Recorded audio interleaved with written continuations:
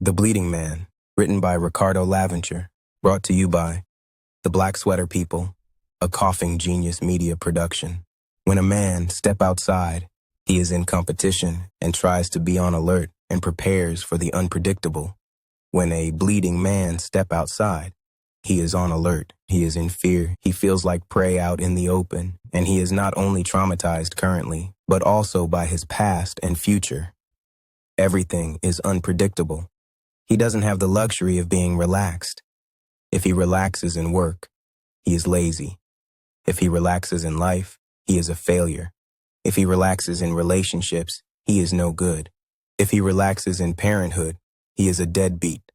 The body is in demand and seen as strong, capable of withstanding all types of labor, but the strong still feels pain. The mind is seen as resilient, but resilience is correlated to suppressing suffering. The soul is enduring, but endurance runs out.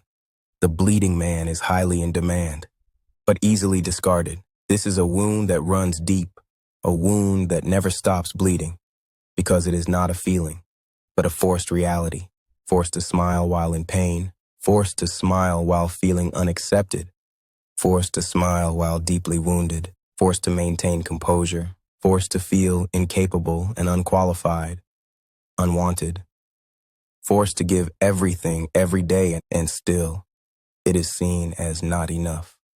Deep wounds, unhealed wounds, our father's wounds, our mother's wounds, our grandparents' wounds, generational wounds. Those aren't easily healed wounds. I cannot therapize these wounds. Don't tell me to close my eyes in deep sea surrounded by sharks. Don't tell me 10 sharks won't bite out of 200. But I have to recognize that the 10 sharks are learning not to bite me, even though they are one generation away from sharks that bit me. N.O. They should not hide from what they should know, that they are not sharks. They should not see themselves as sharks, because if they do, I will always be food.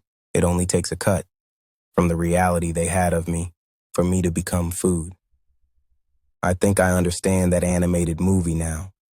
Moral of the story: we do not have the luxury of relaxation, only the luxury of understanding. If you are a shark and you see me, don't tell me to relax and try to stop bleeding. Swim ahead of me and look for the aggressive sharks. Be on alert with me, because I will always be bleeding, because my whole family tree bled and is still bleeding. The sharks are still biting, and our wound will continue to reopen. I don't need you to bleed with me, but I need you to understand why I bleed, and from that, maybe I'll experience some type of healing. But you cannot stop this bleeding, and I appreciate you trying, but you cannot stop this bleeding. And like my father, unfortunately, I will have to accept that my children may bleed, but maybe I can give them a better place. That makes the bleed less.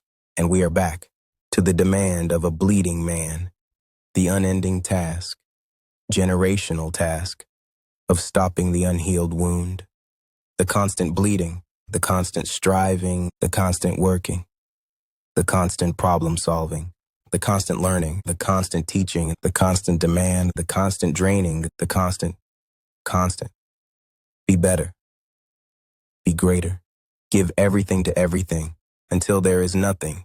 It is a very cruel concept of life. And once you are better, it becomes even more cruel.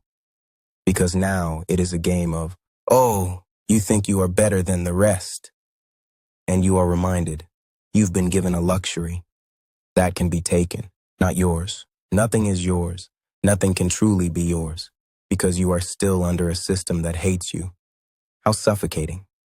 So what is the option? Get better and stay low. Or stay low, but get better? I don't know, but I'm sure there are good options for those that get better. So get better. Crazy, huh? It's almost like a never-ending cycle, a constant bleeding.